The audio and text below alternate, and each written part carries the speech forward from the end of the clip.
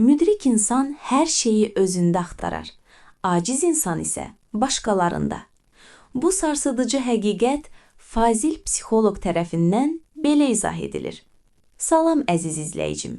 Gəl bugün özümüzlə dürüst olaq. Başımıza bir iş gələndə, uğursuzluğa düçar olanda və ya bədbəxt hiss edəndə ilk hara baxırıq? Ətrafımızdakı insanlara, yoxsa öz qəlbimizə? Müdrik insan kimdir? O, öz xoşbəxtliyinin də, kədərinin də mevarı olduğunu biləndir. O, niyə onlar mənə belə etdi demir?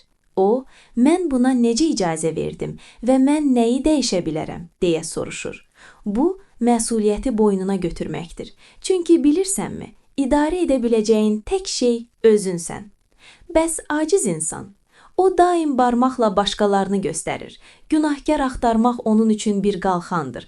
Amma bu qalxan onu qorumur, əksinə onu zəiflədir. Başqasını günahlandırdığın hər an öz həyatının idarə etmə pultunu onlara vermiş olursan.